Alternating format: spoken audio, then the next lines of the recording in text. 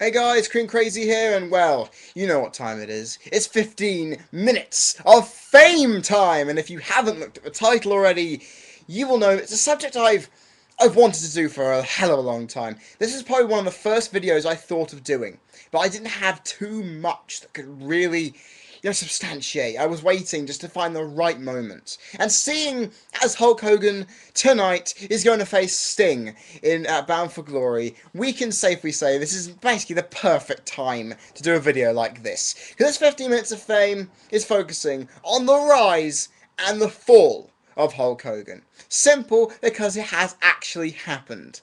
And I think you know exactly why if you've known wrestling for as long as I have.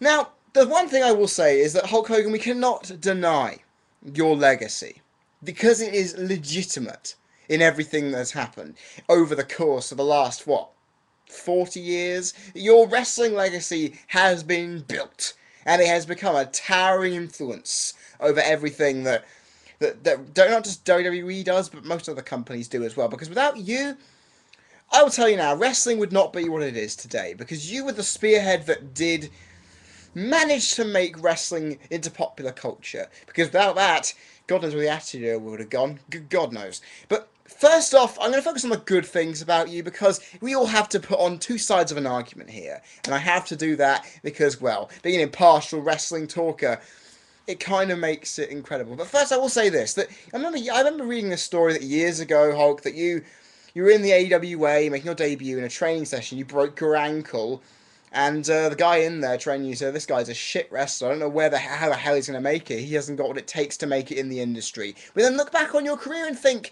that guy was obviously proven wrong, but also because no one thought you were going to be that big a success. But then, if you look at the good things about you, it shows your legacy has endured some time. Because WrestleMania, first of all, would not be the same without you. You main evented the first WrestleMania in a edition of popular culture with Mr. T against two hated bad guys in Orndorff and Orton. And was it Orndorff? No, it was something like that. It was Orndorff and Piper with Bob Orton Jr. in this corner. And of course, it was a spectacular moment for you, knowing your star power had reached high levels. And WrestleMania, body slamming Andre, a moment which will live on forever. And to be honest with you, that made WWE what it is today. Because without WrestleMania, and without you, the WWE, Vince McMahon's global empire, would not be where it is. I think he understands that. I think even though he sometimes hates your guts, he has to acknowledge your history, which is why you're in the WWE Hall of Fame. And despite what everyone else does say, you have put over wrestlers in your career. You have. You aren't just some conglomerate who just bully people around and basically make yourself the all powerful, because you did put over some guys. You put over Rock at X. Mostly at WrestleMania you put people over. Randy Savage you end up putting over. Ultimate Warrior, The Rock, Brock Lesnar on an episode of Raw. You made Kurt Angle make you bleed and tap out at King of the Ring 02. You can put people over. You can. And personal opinion states that you may be an idiot for not even trying before, but it just shows you can actually do that. I mean, you put Warrior over without realising what of a dickhead he was, but at least you did it nonetheless. Without you and the NWO, WCW wouldn't have made it, because I think a lot of WCW fans out there, I know there are quite a lot of you still out there reminiscing, you will remember the NWO as it was, and you will see that not only you managed to make WCW make it, you kept your legacy alive, man. You kept your legacy going a bit longer, which was actually beneficial for you because it kept you relevant. And you put on memorable matches. Some of them are great, of the great crowd-inducing matches around, we're having you in it. And WrestleMania X8 is one of those. And I think you can say the crowd loved you to make those matches special. Sure, the in-ring content may not have been that good, but we can kind of digress and look past that and say, these matches are memorable because, one, Hulk was in it. Two, the opponent was worthy. And third, the crowd definitely made it something. But you see, one thing I will say before I get on to the bad things is that when you get into wrestling, whatever time it was, in the 80s or now, or when I started, was actually a perfect time, because Hulk Hogan came back for the second time in 2003, around the time I started, right? And when you're a child wrestling fan or a guy who hasn't really watched wrestling much, and you get force-fed video propaganda stating Hulk Hogan, the guy who made the industry, the guy who did everything. If you know the wrestling industry based on what you see, like you do when you fully immerse kayfabe, you look at Hulk Hogan as this Adonis, this guy you have to bow down and kiss the feet of, because without him, you wouldn't have found the product. The product you're watching wouldn't be there, and you'd find something else to do. And I actually thought when the guy was around, you know what? From the time he was Mr. America, which I knew, to the WrestleMania match with McMahon, because I did hate McMahon, I was in Hulk's corner for that, and the fact when you look at him, you think, okay, the guy's worth my time because he did make it. I can respect him, but there's a ginormous but here, and it's not yours, Hulks. Well, it kind of is, but at the same time. When you look into wrestling with a more critical eye, a more in-depth eye, when you one know that wrestling is scripted, when you second know the industry notion of contracts and pushes, when you know how crowds and how the industry sees everybody, you then get a second opinion where a guy like Hulk Hogan is seen in one side of the spectrum as being incredibly adored by the fans, loved because of what he's done for the industry. You look at all that, and then you take a look at what really happens, and what really people know. And it just literally goes down the drain.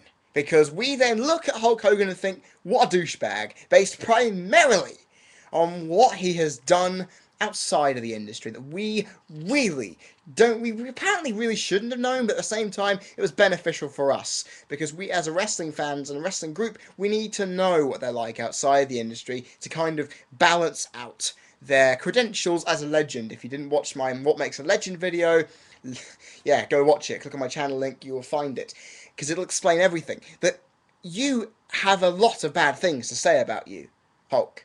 And I know you, as the egotistical person you are, who only likes hearing critical praise about yourself, doesn't want to hear this shit. But you know what? I'm one of those blunt people who will stare all this crap in the face and tell it to you. I'm sure you're not going to watch this video or listen to hear all this negativity.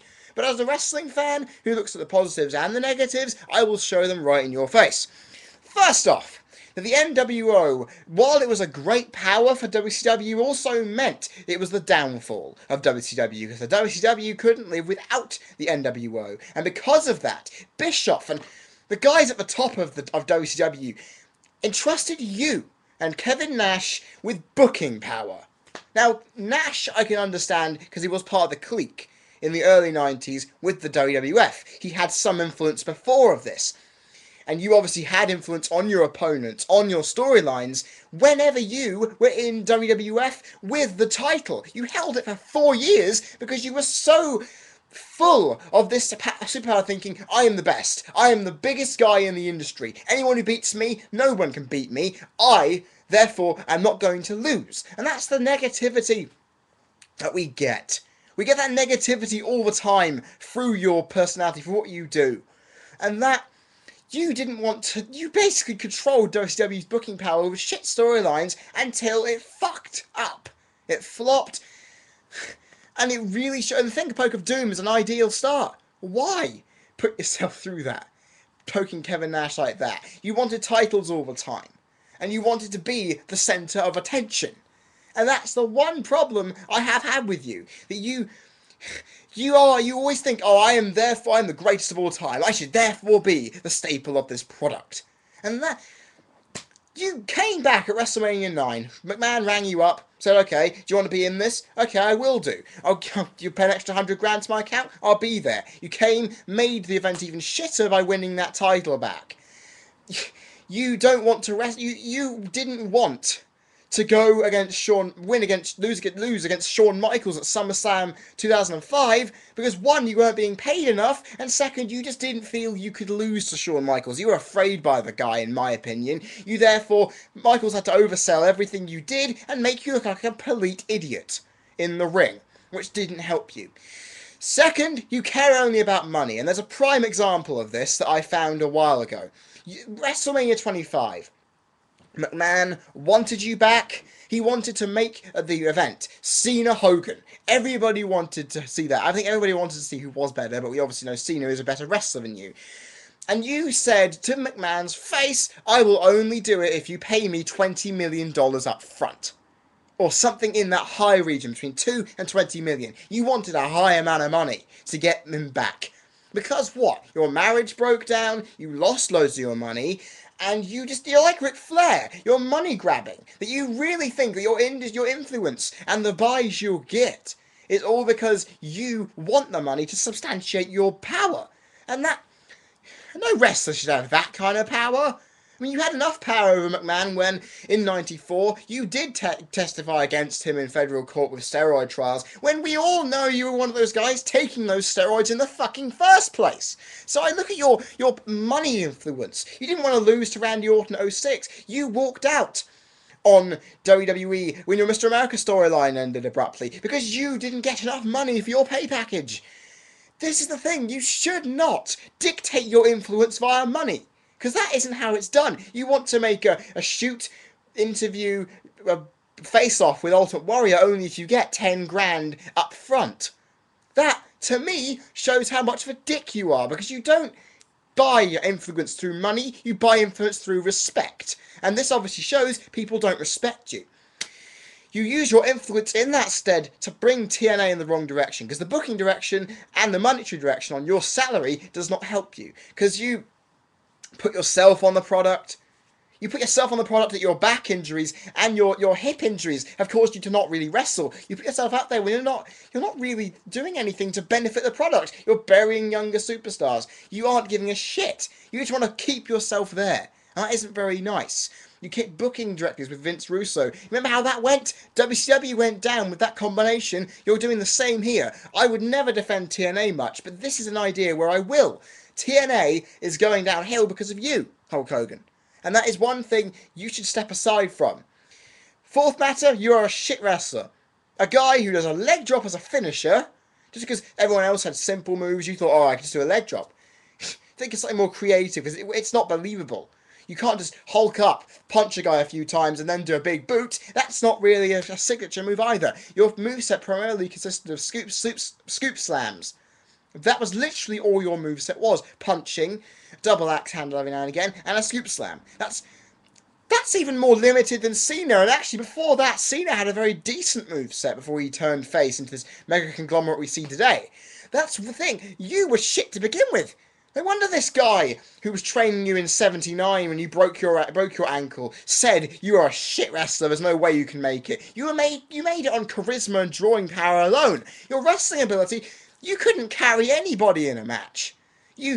Andre the Giant, you had to carry him through a match because he was broken down, worn down with his physical ailments, and aging fast. You had to put him over in this match, which wasn't very easy, and that's why it may be one of the most hyped matches of all time, one of the shittest matches of all time in looking at it really critically.